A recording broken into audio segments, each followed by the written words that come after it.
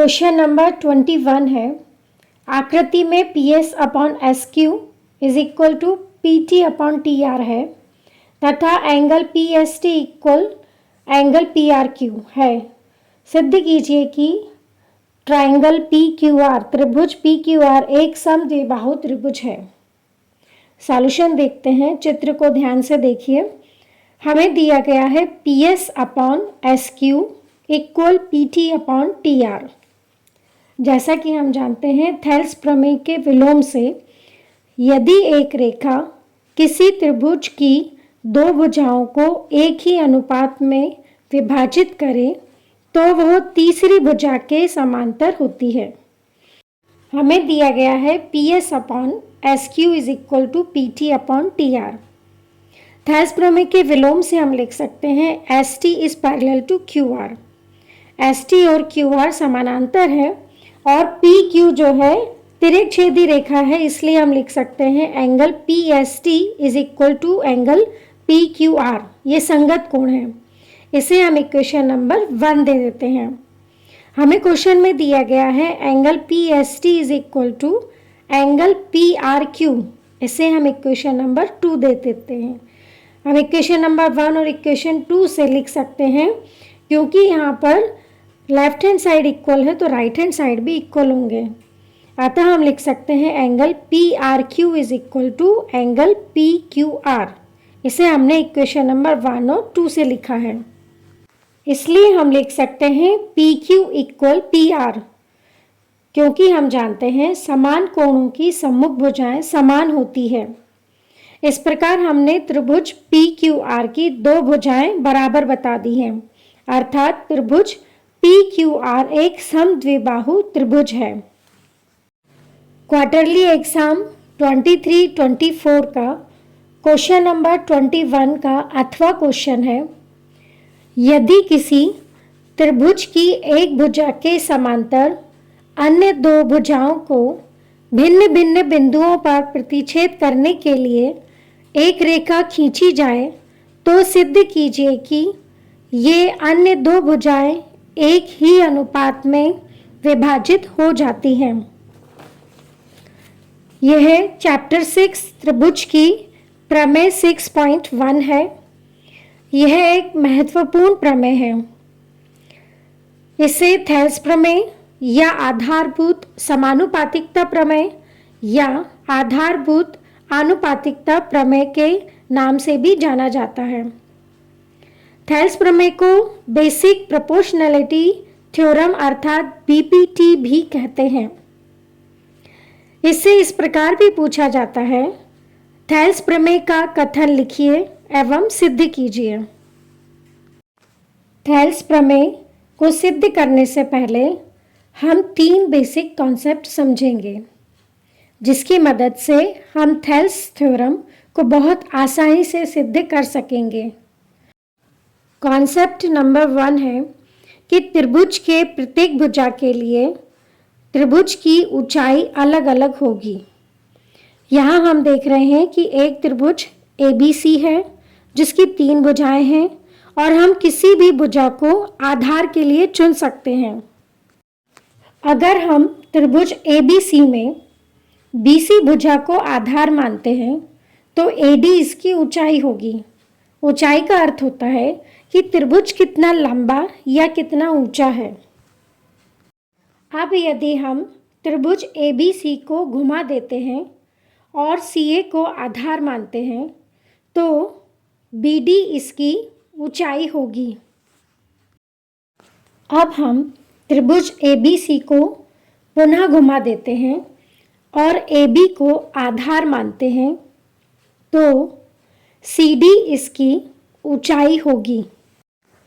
इस प्रकार हमने देखा कि किसी त्रिभुज के अलग अलग बेस या आधार लेते हैं तो हमें अलग अलग हाइट या ऊंचाई प्राप्त होती है। इस प्रकार हमने कॉन्सेप्ट नंबर 1 में जाना कि किसी त्रिभुज की प्रत्येक भुजा के लिए त्रिभुज की ऊंचाई अलग अलग होगी। कॉन्सेप्ट नंबर 2 देखते हैं। कोणों के आधार पर 3 प्रकार के त्रिभुज प्राप्त होते हैं। फर्स्ट, न्यून कोण त्रिभुज, एक्यूट एंगल ट्राइंगल। सेकंड है समकोण त्रिभुज, राइट एंगल ट्राइंगल। थर्ड, अधिक कोण त्रिभुज, obtuse angle triangle. First, acute angle triangle, न्यून कोण त्रिभुज। न्यून कोण त्रिभुज में तीनों कोण 90 डिग्री से कम के होते हैं। सेकंड, राइट एंगल ट्राइंगल, समकोण त्रिभुज, जिसमें एक कोण समकोण होता है, मतलब 90 डिग्री का होता है, तथा शेष दो कोण 90 डिग्री से कम के होते हैं।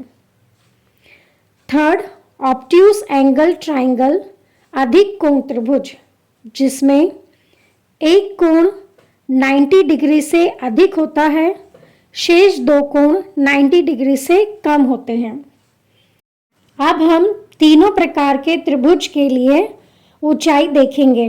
कॉन्सेप्ट नंबर 1 में हमने एक्यूट एंगल ट्राइंगल, न्यून कोण त्रिभुज के लिए ऊंचाई ज्ञात की थी।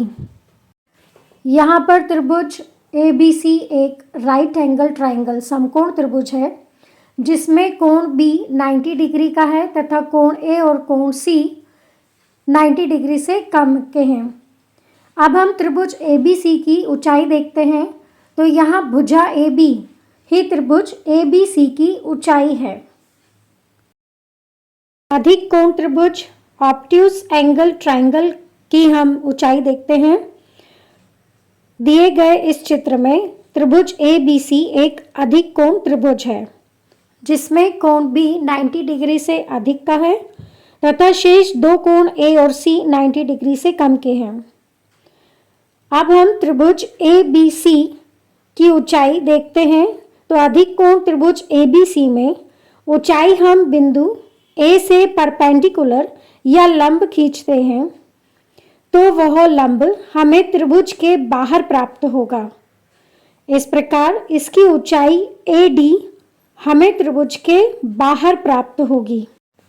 इस प्रकार कॉन्सेप्ट नंबर 2 में हमने देखा न्यून कोण त्रिभुज, समकोण त्रिभुज एवं अधिक कोण त्रिभुज की ऊंचाई किस प्रकार लेते हैं। अब हम कॉन्सेप्ट नंबर 3 देखते हैं। कॉन्सेप्ट नंबर 3 है एक ही आधार या बराबर आधारों वाले और एक ही समांतर रेखाओं के बीच स्थित त्रिभुज क्षेत्रफल में बराबर होते हैं। इस चित्र को ध्यान से देखिए। यहाँ M is parallel to N, M और N दो समांतर रेखाएं हैं।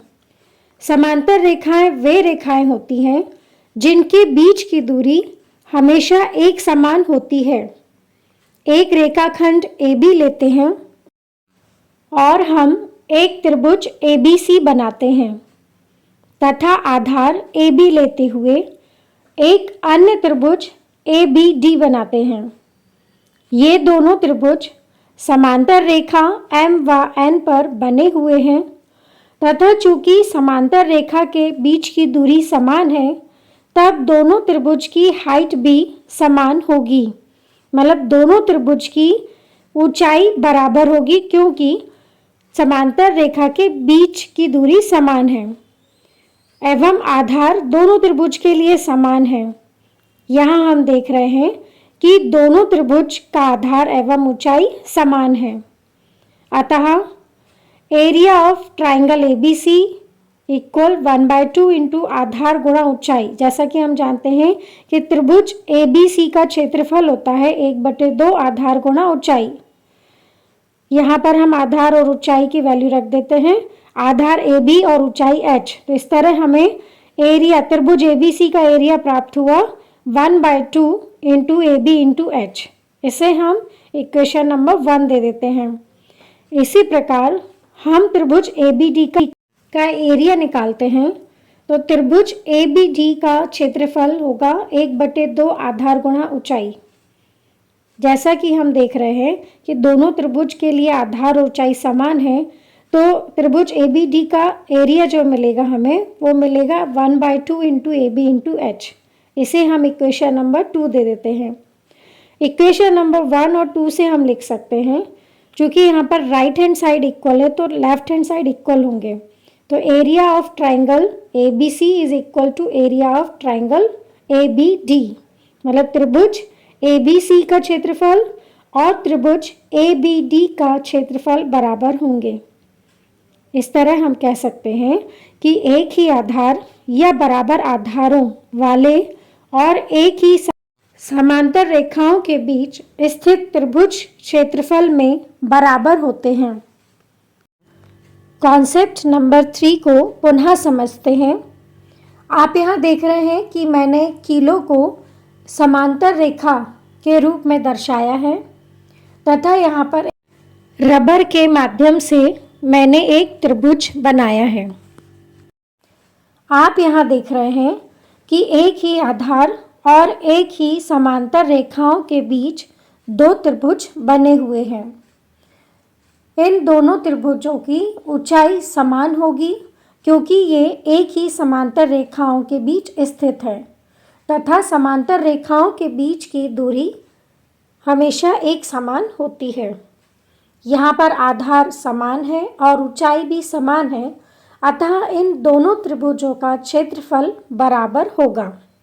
देखिए मैंने यहाँ पर दो त्रिभुज अलग स्थिति में बनाए हैं। जैसा कि आप देख रहे हैं कि एक ही आधार और एक ही समांतर रेखाओं के बीच ये दोनों त्रिभुज बने हुए हैं, अतः इन दोनों त्रिभुजों का क्षेत्रफल बराबर होगा। कथन है, यदि किसी त्रिभुज की एक भुजा के समांतर अन्य दो भुजाओं को भिन्न भिन्न बिंदुओं पर प्रतिच्छेद करने के लिए एक रेखा खींची जाए तो सिद्ध कीजिए कि ये अन्य दो भुजाएं एक ही अनुपात में विभाजित हो जाती हैं। इसके लिए यहाँ पर हम डायग्राम चित्र बनाते हैं। चित्र में त्रिभुज ABC बनाते हैं और हम जो दिया है हम कैसे पहचानेंगे कि हमें क्या दिया गया है और क्या सिद्ध करना है। तो कथन में सिद्ध कीजिए के पहले जो कुछ भी लिखा गया है वो दिया है में आता है, दिया है में लिखते हैं, और सिद्ध कीजिए के बाद में हम जो सिद्ध करना है वो लिखते हैं। तो इस तरह हमें दिया गया है कि यदि किसी त्रिभुज की एक भुजा के समांतर अन्य दो भुजाओं को भिन्न भिन्न बिंदुओं पर प्रतिच्छेद करने के लिए एक रेखा खींची जाए तो दिया है में लिखेंगे। हम यहाँ त्रिभुज ABC लेते हैं। DE is parallel to BC खींची गई है, तो यहाँ पर हमने DE is parallel to BC लिया और यह AB को D पर तथा AC को E पर प्रतिच्छेद करती है। अब सिद्ध करना है, तो हमें सिद्ध करना है कि ये अन्य दो भुजाएं एक ही अनुपात में विभाजित हो जाती हैं। तो हम सिद्ध करेंगे AD upon DB is equal to AE upon EC। अब हम कंस्ट्रक्शन करते हैं। हमें यहाँ पर AD अपॉन DB सिद्ध करना है और AE अपॉन EC करना है। तो हम यहाँ पर कंस्ट्रक्शन करते हैं, B को E से मिलाते हैं क्योंकि हमें त्रिभुज चाहिए, DB आधार का एक त्रिभुज चाहिए, इसीलिए हम B को E से मिलाते हैं और C को D से मिलाते हैं क्योंकि हमें EC आधार का भी एक हमें त्रिभुज चाहिए। यदि हम B को E से मिलाते हैं और C को D से मिलाते हैं तो हमें दो त्रिभुज प्राप्त होंगे और DM लंब AC, DM is perpendicular AC एवं EN लंब AB, मतलब EN is perpendicular to AB खींचते हैं। अब हम यहाँ पर उत्पत्ति देखते हैं। यहाँ ध्यान से देखिए, जो हमें सिद्ध करना है AD upon DB is equal to AE upon EC। तो हम सबसे पहले लेफ्ट हैंड साइड देखते हैं। लेफ्ट हैंड साइड है AD अपॉन DB। हमें आधार लेना है AD और DB, ये दो त्रिभुज हमें लेना है। तो ये आधार हम देखते हैं AD और DB, तो हमारा त्रिभुज बनता है एक ADE। ADE में आधार AD लेंगे और BDE में हमें आधार मिलेगा BD या DB। अब हम देखते हैं कि एरिया जो है त्रिभुज ADE का, ADE में आधार AD और हमने जो लंब खींचा है लंब होगा EN। त्रिभुज के क्षेत्रफल का सूत्र होता है 1/2 आधार गुणा ऊंचाई। तो त्रिभुज ADE का क्षेत्रफल निकालते हैं। त्रिभुज ADE में आधार AD और ऊंचाई EN है। इस तरह हम लिख सकते हैं 1/2 इंटू AD इंटू EN, 1/2 गुणा AD गुणा EN। अब हम त्रिभुज BDE का क्षेत्रफल निकालते हैं। BDE यहाँ पर अधिक कोण है और शीर्ष E से EN एक लंब खींचा गया है, तो E शीर्ष से खींचा गया लंब ही इसकी ऊंचाई होगी। कॉन्सेप्ट नंबर 2 में हमने देखा था कि अधिक कोण की ऊंचाई त्रिभुज के बाहर प्राप्त होगी। इस प्रकार BDE का क्षेत्रफल बराबर 1/2 गुणा आधार DB गुणा ऊंचाई EN। 1/2 और EN को कैंसिल कर देंगे तो हमें प्राप्त होगा AD/DB। इसे हम इक्वेशन नंबर 1 दे देते हैं। हमें जो सिद्ध करना है उसका हम राइट हैंड साइड देखते हैं। तो राइट हैंड साइड है AE/EC। अब हम वो दो त्रिभुज लेते हैं जिसमें आधार AE तथा EC है। तो हम यहाँ देख रहे हैं कि त्रिभुज ADE में आधार AE तथा त्रिभुज DEC में आधार EC है। अतः हम ये दो त्रिभुज का क्षेत्रफल निकालते हैं। त्रिभुज का क्षेत्रफल होता है 1/2 गुणा आधार गुणा ऊंचाई। तो ADE, त्रिभुज ADE का क्षेत्रफल निकालते हैं। तो 1/2 आधार AE और हमने DM लंब AC खींचा था, तो इसकी ऊंचाई होगी DM।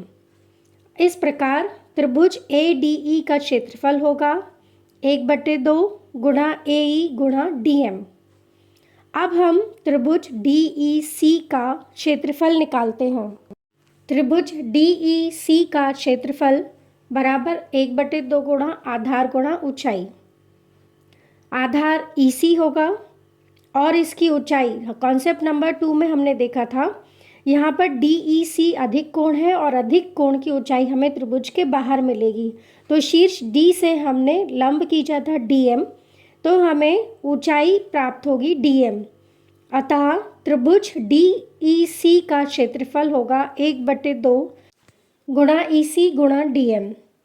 इस प्रकार त्रिभुज ADE का क्षेत्रफल बटे त्रिभुज DEC का क्षेत्रफल is equal to 1/2 into AE into DM upon 1/2 into EC into DM। यहाँ हम देख रहे हैं कि 1/2 और DM को हम यदि काट देते हैं, कैंसिल कर देते हैं, तो हमें प्राप्त होगा AE/EC। इसे हम इक्वेशन नंबर 2 दे देते हैं। चूँकि त्रिभुज BDE और त्रिभुज DEC एक ही आधार DE तथा समांतर रेखाओं BC और DE के बीच बने दो त्रिभुज हैं। कॉन्सेप्ट नंबर 3 से हम कह सकते हैं कि एक ही आधार वाले और एक ही समांतर रेखाओं के बीच स्थित त्रिभुज क्षेत्रफल में बराबर होते हैं। अतः हम लिख सकते हैं त्रिभुज BDE का क्षेत्रफल बराबर त्रिभुज DEC का क्षेत्रफल। इसे हम इक्वेशन नंबर 3 दे देते हैं। अतः 2 से हम लिख सकते हैं त्रिभुज ADE का क्षेत्रफल बटे त्रिभुज BDE का क्षेत्रफल बराबर AE/EC। इसे हम इक्वेशन नंबर 4 दे देते हैं। तो फर्स्ट और 4 से हम लिख सकते हैं, फर्स्ट और 4 में हम देख रहे हैं कि लेफ्ट हैंड साइड इक्वल है तो राइट हैंड साइड भी इक्वल होंगे। अतः फर्स्ट व 4 से हम लिखेंगे AD/DB is equal to AE/EC। इति सिद्धम, थेल्स प्रमेय सिद्ध होती है। थेल्स प्रमेय में हम कुछ ट्रिक्स का यूज़ करेंगे जिससे हम एग्ज़ाम में आसानी से थेल्स प्रमेय लिख सकें और हम इसकी पहचान कर सकेंगे कि हमें कौन कौन से त्रिभुज लेने हैं, कौन सा आधार एवं ऊंचाई लेनी है। हम यहाँ देख रहे हैं कि हमें क्या सिद्ध करना है। तो हमें जो सिद्ध करना है वो है AD upon DB is equal to AE upon EC। Left hand side देखते हैं, लेफ्ट हैंड साइड में है AD अपॉन DB। तब AD व DB के आधार वाले दो त्रिभुज ADE व BDE लेते हैं। आधार हमें AD व DB लिखना है तथा आधार AD व DB भुजा AB पर स्थित है तथा हमने EN is perpendicular to AB खींचा है, मतलब EN जो है लंब है AB पर। ये हमने कंस्ट्रक्शन में किया, रचना की है हमने। तब दोनों ही त्रिभुज के लिए ऊंचाई EN ही लिखना है। उपपत्ति में त्रिभुज का क्षेत्रफल होता है 1/2 आधार गुणा ऊंचाई।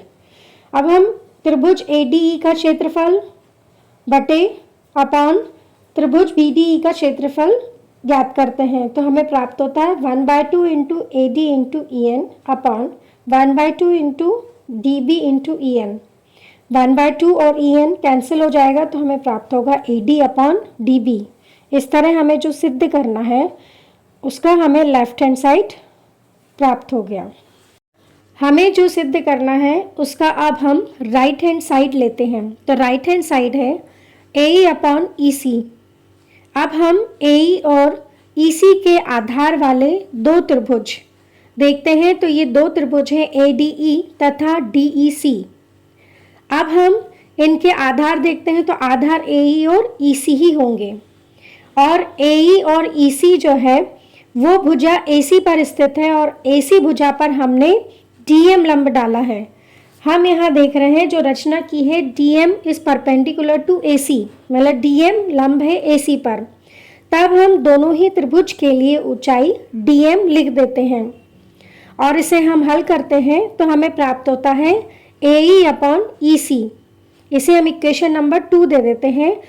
इक्वेशन नंबर 1 एवं इक्वेशन नंबर 2 में हर में जो दो त्रिभुज लिए हैं वो त्रिभुज क्षेत्रफल में बराबर होंगे क्योंकि वे दोनों ही त्रिभुज एक ही आधार DE तथा समांतर रेखाओं BC और DE के बीच बने दो त्रिभुज हैं। अतः हम 2 से लिख सकते हैं त्रिभुज ADE का क्षेत्रफल बटे त्रिभुज BDE का क्षेत्रफल बराबर AE बटे EC। और फर्स्ट और फोर्थ से हम लिख सकते हैं AD upon DB is equal to AE upon EC। इति सिद्धम। क्वेश्चन नंबर 22 है, संख्याओं की उस सूची के प्रथम 24 पदों का योग ज्ञात कीजिए जिसका nवां पद n इक्वल 3 + 2n से दिया जाता है। सॉल्यूशन देखते हैं। हमें nवां पद दिया गया है, इसमें हम n इक्वल 1 2 3 टू इन्फिनिटी मान रख कर हम श्रेणी के प्रथम पद, द्वितीय पद, तृतीय पद, चतुर्थ पद आदि निकाल सकते हैं। यदि हम n इक्वल टू 1 रखते हैं तो हमें प्राप्त होगा A1 equal to 5। n equal to 2 रखेंगे तो हमें प्राप्त होगा A2 इक्वल 7 और n इक्वल टू 3 रखेंगे तो A3 इक्वल 9। इस प्रकार हम देख रहे हैं कि हमें 5, 7, 9 और हम अगला पद बता सकते हैं कि 11 हमें प्राप्त होगा। 5, 7, 9। अब इस प्रकार हमें प्राप्त संख्याओं की सूची है 5, 7, 9, 11 टू इन्फिनिटी। यहाँ हम देखते हैं कि सार्वंतर समान है या नहीं। द्वितीय पद में से प्रथम पद को माइनस करते हैं, तृतीय पद में से द्वितीय पद को माइनस करते हैं, चतुर्थ पद में से तृतीय पद को माइनस करते हैं तो हमें यहाँ पर 2 प्राप्त होता है। अतः यहाँ पर हमें सार्वंतर 2 मिलता है। अतः इनसे एक AP बनती है। अब यहाँ पर हम प्रथम 24 पदों का योग ज्ञात करते हैं। तो यहाँ n equal to 24, A equal 5 और D इक्वल 2। योग का सूत्र है Sn equal to n/2 into 2A plus n-1 into D। n, A और D की वैल्यू हम रख देते हैं तो हमें प्राप्त होगा S24 is equal to 24 upon 2 into 2 into 5 plus 24 minus 1 into 2। इस तरह हमें हल करने पर प्राप्त होता है S24 equal 12 into 10 plus 23 into 2। इसे हम हल करते हैं तो हमें प्राप्त होगा S24 इज इक्वल टू 672।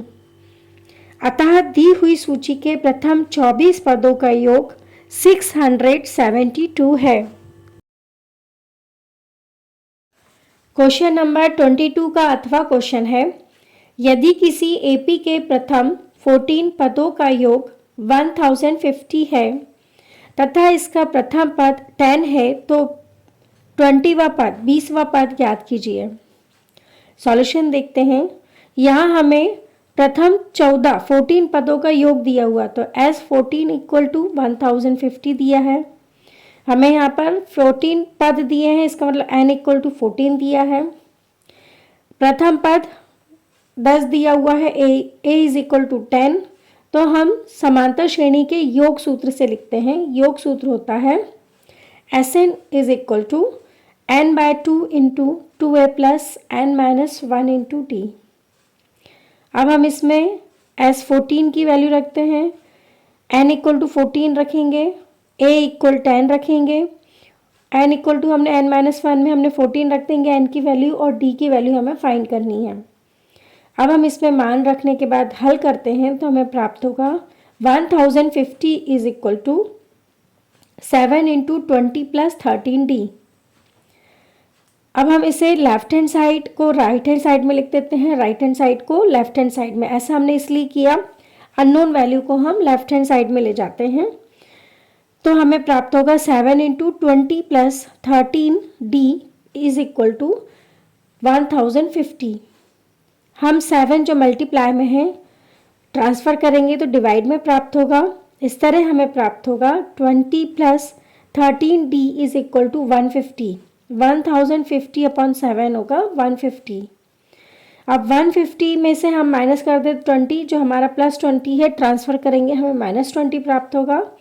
तो हमें प्राप्त हुआ 13d is equal to 150 minus 20, और 150 माइनस 20 होता है 130। तो इस तरह हमें प्राप्त हुआ 13d इज इक्वल टू 130। 13 जो मल्टीप्लाई में है ट्रांसफ़र करेंगे हमें प्राप्त होगा d is equal to 130 upon 13। अब हम इसे हल करेंगे तो हमें प्राप्त होगा d इक्वल 10। अब हमें 20वां पद निकालना है, a20 की वैल्यू निकालनी है। तो हमें जैसा कि हम जानते हैं कि an इज इक्वल टू होता है a plus n-1 into D. अब इसमें हम n इक्वल टू 20 रखते हैं, a इक्वल 10 रखते हैं और d इक्वल 10 रखेंगे। तो हमें प्राप्त होगा a20 is equal to 10 plus 20-1 into 10। इसे हम हल करेंगे तो हमें प्राप्त होगा a20 is equal to 10 plus 190। 10 plus 190 is equal to 200। इस तरह हमें प्राप्त हुआ a20 is equal to 200। Question number 23 है, गुणनखंड विधि से समीकरण √2x² plus 7x plus 5√2 is equal to 0 को हल कीजिए। सॉल्यूशन देखते हैं। हमें समीकरण दिया गया है √2x² plus 7x plus 5√2 is equal to 0। हमें इसे गुणनखंड विधि से हल करना है। तब हम देखते हैं x² का गुणांक √2, x का गुणांक प्लस 7 और c अचर पद जो दिया गया है वो है 5√2। अब हम x² का गुणांक √2 और अचर पद इन दोनों का गुणा करेंगे, मल्टीप्लाई करेंगे तो हमें प्राप्त होगा 5√2 into 2 is equal to 5 into √2 होता है 2। तो हमें प्राप्त होगा 5 इंटू 2 इज इक्वल टू 10, और मध्य पद जो है 7 है। तो हम ऐसी दो संख्याएं चुनेंगे जिनका मल्टीप्लाई करने पर 10 प्राप्त होगा और प्लस या माइनस करने पर हमें 7 प्राप्त होगा। तब हम देखते हैं कि 5 इंटू 2 होता है 10 और 5 प्लस 2 इज इक्वल टू होता है 7, और 5 प्लस 2 को हम लिख देंगे 5x plus 2x is equal to 7x। इस तरह हम मध्य पद को दो भागों में बांट देते हैं तो हमें प्राप्त होता है √2x² plus 5x plus 2x plus 5√2 is equal to 0। अब हम दो पदों को ब्रैकेट में रखेंगे तो हमें प्राप्त होगा √2x² प्लस 5x प्लस अब हम 2 को √2 इंटू √2 लिख देते हैं, तो हमें प्राप्त होगा √2 into √2 into x plus 5√2 is equal to 0। हमने 2 को √2 इंटू √2 इसलिए लिखा है क्योंकि हम जब कॉमन लेंगे तो हमें आसानी होगी। अब हमने जो प्रथम ब्रैकेट, पहला जो हमारा कोष्टक है, उसमें हम देखते हैं कि इसमें क्या उभयनिष्ठ है, क्या कॉमन है। तो इसमें x कॉमन है, तो हम x कॉमन ले लेते हैं, तो हमें प्राप्त होगा x into √2x plus 5 plus, अब दूसरा जो ब्रैकेट है उसमें √2 कॉमन है, तो हम √2 कॉमन ले लेते हैं, तो हमें प्राप्त होगा √2 into √2x plus 5 is equal to 0। अब हम यहाँ देख रहे हैं कि √2x प्लस 5 दोनों में कॉमन है, तो हम इसे कॉमन ले लेते हैं, तो हमें प्राप्त होगा √2x plus 5 into x plus √2 is equal to 0। अब यहाँ पर दोनों ब्रैकेट का हम देख रहे हैं कि मल्टीप्लाई करने पर 0 प्राप्त होगा, तब हम लिख सकते हैं √2x plus 5 is equal to 0 या x प्लस √2 इक्वल 0। प्लस 5 का ट्रांसफर करेंगे तो हमें प्राप्त होगा √2x इज इक्वल टू -5। √2 का जो मल्टीप्लाई में है हम ट्रांसफर करेंगे तो हमें प्राप्त होगा x equal to -5 upon √2। Multiply का डिवाइड में हो जाएगा वो। अब जो हमें प्राप्त हुआ x plus √2 is equal to 0, तो प्लस √2 का हम ट्रांसफर करेंगे तो हमें प्राप्त होगा x इक्वल टू -√2। अतः दिए गए समीकरण के अभीष्ट मूल -5 अपॉन √2 एवं -√2 हैं। क्वेश्चन नंबर 23 का अथवा क्वेश्चन है, दो संख्याएं ज्ञात कीजिए जिनका योग 17 तथा गुणनफल 72 हो। सॉल्यूशन देखते हैं। सर्वप्रथम हम मानते हैं कि वे संख्याएं x व 17 माइनस x हैं। यहाँ पर हमें दो संख्याओं का योग 17 दिया है, अतः वे संख्याएं ले सकते हैं x व 17 माइनस x है। और हमें इन संख्याओं का गुणनफल, मतलब इन दोनों का हम यदि मल्टीप्लाई करेंगे तो हमें 72 प्राप्त होगा। इस तरह हम लिख सकते हैं x into 17 minus x equal 72। x का मल्टीप्लाई हम करेंगे तो हमें प्राप्त होगा 17x minus x square is equal to 72। 72 का ट्रांसफर कर देंगे तो हमें प्राप्त होगा 17x minus x square minus 72 is equal to 0। अब हम x की घातांकों को घटते क्रम में लिखेंगे तो हमें प्राप्त होगा minus x square plus 17x minus 72 equal 0। Minus का मल्टीप्लाई कर देंगे तो हमें प्राप्त होगा x square minus 17x plus 72 equal 0। हम यहाँ देख रहे हैं कि एक्स स्क्वायर का गुणांक 1 है, x का गुणांक -17 है और अचर पद 72 है। तब हम एक्स स्क्वायर का गुणांक और अचर पद का गुणा करेंगे तो हमें प्राप्त होगा 1 इंटू 72 इज इक्वल टू 72। अब हम ऐसी दो संख्याएं लेते हैं जिनका मल्टीप्लाई करने पर 72 प्राप्त हो और प्लस या माइनस करने पर हमें -17x प्राप्त हो। इस समीकरण को हम गुणनखंड विधि से हल कर रहे हैं। आप इसे किसी भी विधि से हल कर सकते हैं।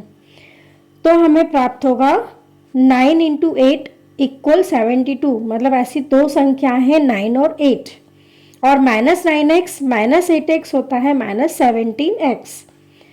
अब हम मध्य पद को दो भागों में बांट देते हैं तो हमें प्राप्त होगा x square minus 9x minus 8x plus 72 is equal to 0। अब हम दो पदों को एक साथ ब्रैकेट में रखते हैं तो हमें प्राप्त होगा x square minus 9x minus common ले लेंगे तो हमें प्राप्त होगा minus into 8x minus 72 is equal to 0। अब हम इन ब्रैकेट में से जो कॉमन है, जो उभयनिष्ठ है, उसे हम निकाल लेते हैं तो हमें प्राप्त होगा, प्रथम ब्रैकेट में x कॉमन है तो हमें प्राप्त होगा x into x minus 9 minus दूसरे ब्रैकेट में 8 कॉमन है तो हम 8 कॉमन ले लेते हैं तो हमें प्राप्त होगा -8 into x minus 9 is equal to 0। अब यहाँ हम x माइनस 9 कॉमन ले लेते हैं तो हमें प्राप्त होगा x minus 9 into x minus 8 is equal to 0। अब x माइनस 9 इंटू दोनों का हम मल्टीप्लाई कर रहे हैं, x माइनस 9 और x माइनस 8 का, तो इनका मल्टीप्लाई करने पर हमें प्राप्त होता है 0। तब या तो x माइनस 9 इक्वल टू 0 होगा या x माइनस 8 इक्वल टू 0 होगा।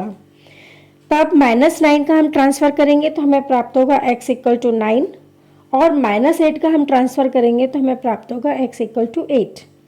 अतः वे दो संख्याएं 9 और 8 हैं।